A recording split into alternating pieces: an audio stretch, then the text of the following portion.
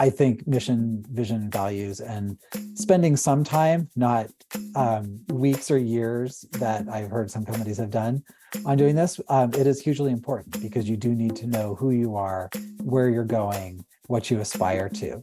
But the value proposition is very different from that because it's less about who are we as a company and more about how do we present ourselves to the world and make sure that we are meeting the needs of the people that we're trying to serve. Welcome to Business Ninjas, brought to you by WriteForMe, where you'll hear from business leaders who are out there growing their business and slaying it every day. Learn from the masters. Let's get started.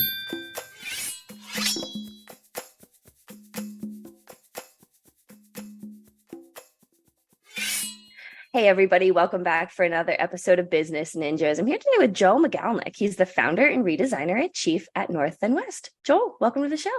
Thank you so much for having me, Kelsey. Yeah, excited to have you. So Joel, why don't you start and tell us a little bit about yourself?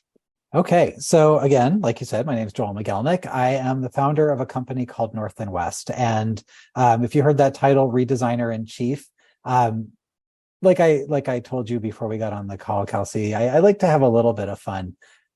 Where North and West comes from and this idea of Redesigner-in-Chief comes from is from my long history in many areas, including in the early days of the web as a web developer, to spending about 12 years as a journalist, and then working in marketing and user experience, but all of that with sort of an eye on design, differentiation, and really helping companies that I work with, people that I work with, kind of take a second look at who they are and where they want to be going and what they want to be. And so all of that came together in this company that I now call North and West, which really is a way for companies that are struggling with their value proposition to really refocus and use that refocusing to recenter their efforts, make sure that they're meeting the needs of their customers, that their customers understand them, and then from there really find opportunity using the focus that they've got. And how do you do that? Oh gosh, it's a process, as it probably should be.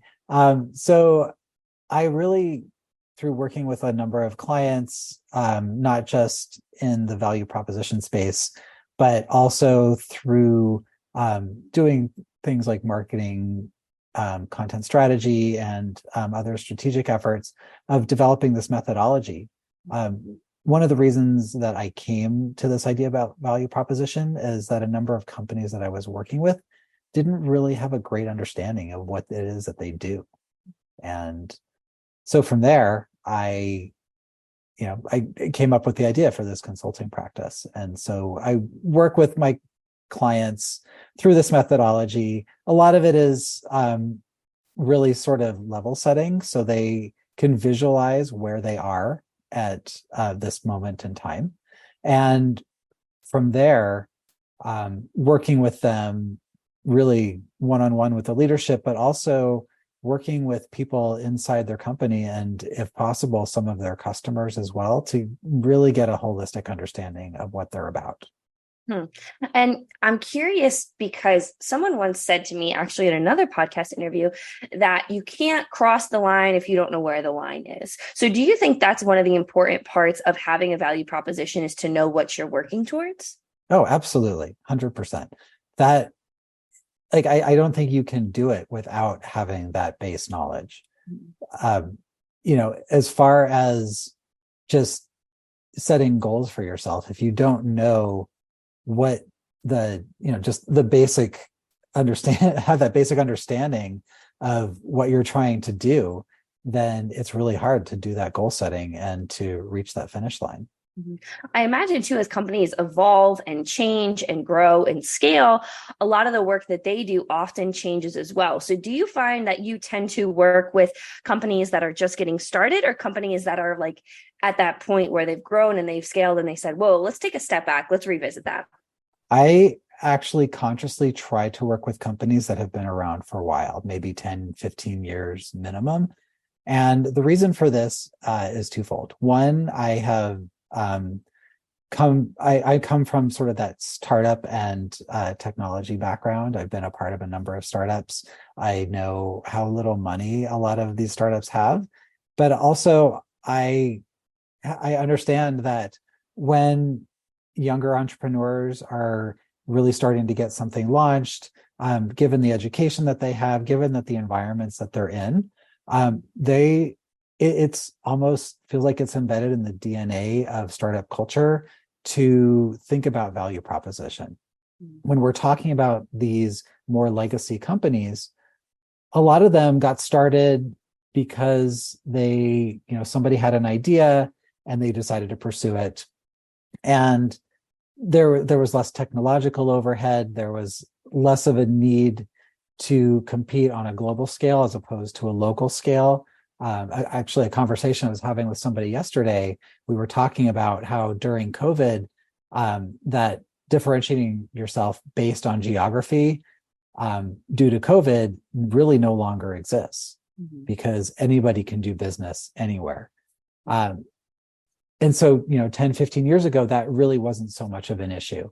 And it's entirely possible, too, that leadership in a company now maybe inherited the business or took over the business from its founders or a long line of founders. And somewhere along that line, the reason for that business existing got lost. And so, they might continue manufacturing a widget, or I hate to use that word widget. It feels so ancient, but they're building something, they're providing a service. It's the service they provided for years and years and years. They don't know why they've they do it this way, but they've always done it this way. But now there's that realization that change needs to happen. And so those are the companies that I feel often need the most help, and sometimes come to that realization like, oh wow, the world's passing us by. We need help. So, when you're talking about really setting that baseline and refocusing on the fundamentals of the organization, then where do you go? So from there, it ends up being a lot of talking, a lot of discussion, interviewing, and going from that point of setting that baseline, it's really kind of creating that understanding of these are the directions that your company can go. Understanding what your value proposition is means, at its most basic level, ensuring that the services or products that you provide meet the needs and expectations of your customers. And so a lot of that is doing assessments with them of who is your customer today? Who do you want your customer to be? And then really landing on those answers of, who should the customer be? How should we be changing, updating, upgrading the products that we sell, or figure out, do we need to pivot? And then from there, another thing that we can move into is something called category design. And this is a relatively new concept, but the idea is that every company needs to differentiate itself from other companies. Some of the examples I think about here are like with marketing agencies, for example, is that, even in the city where I live, Edmonton, Alberta, I'm up in Canada, there are tons and tons of marketing agencies here. And it might be difficult from a surface level to understand why is the work that one agency is doing different from the work of another agency. And so to be able to figure out, how do I differentiate that, or how can I focus or specialize in one particular area and own that category? That's the idea about category design, is designing that category that maybe doesn't exist before or didn't exist before, or creates something entirely brand new. And from there, making every other agency follow you to wherever that goes. And so, I think I would say the final part of an engagement would be, if they feel like they need it, work with that client to invent their category and really jump ahead of competition. Mhm. And, to your point of competition, there are other, companies, agencies out there that do the work that North and West is doing. So talk to me a little bit about how you're really able to differentiate yourself in the market. Yeah, sure. So I've actually spoken to a number of people who work in various marketing agencies and other types of consulting companies. And oftentimes when they're talking about value proposition, they're really thinking about this from a marketing perspective. And where North and West is different is that we really take a holistic look at the business.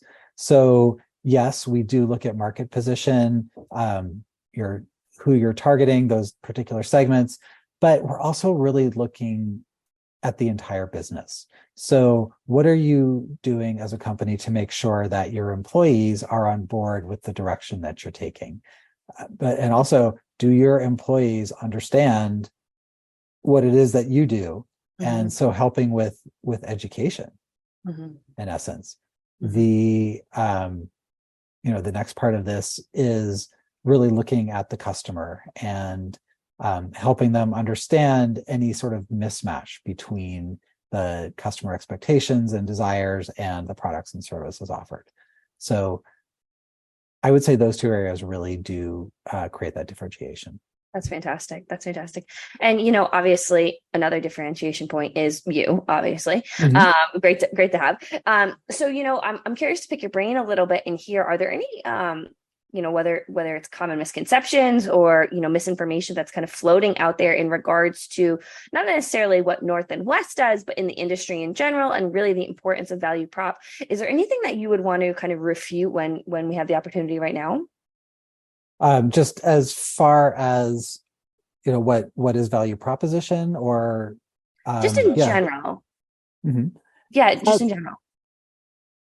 Yeah, I would say that some misconceptions that I've spoken with people about as far as value proposition goes is just understanding what value proposition is, because a lot of times people might conflate that with the idea of mission, vision, and values, for example.